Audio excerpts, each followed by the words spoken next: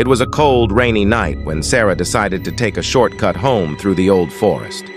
The path was barely visible, overgrown with tangled roots and thick underbrush.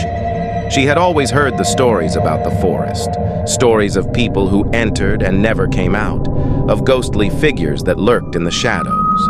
But she was in a hurry, and the storm was growing worse. As she walked deeper into the forest, the trees seemed to close in around her. The wind howled through the branches, creating eerie, whispering voices. Sarah wrapped her coat tighter around her and quickened her pace. After what felt like hours, she saw a faint light ahead.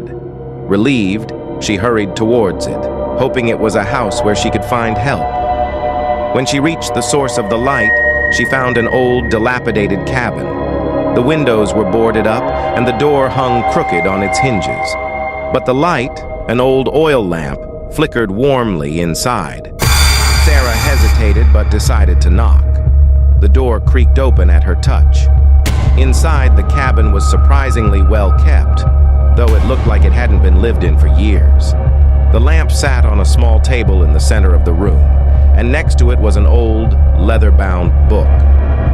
Curious, Sarah picked up the book and began to read.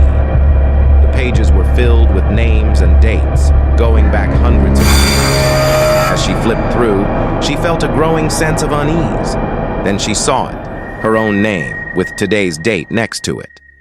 Her hands shook as she turned the page. The last entry read, "Sarah, lost in the forest, found the cabin, never seen again."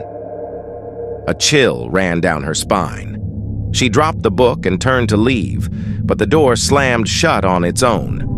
The lamp flickered and went out, plunging the cabin into darkness. Sarah fumbled for her phone, but it was dead. She tried to open the door, but it wouldn't budge. Then she heard it, a soft, sinister whisper coming from the darkness. "You shouldn't have come here," it said. "Now you'll never leave." In the pitch black, Sarah felt a cold hand close around her wrist, and she screamed.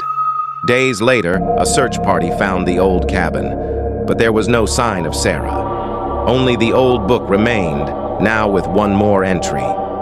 Sarah, lost in the forest, never seen again,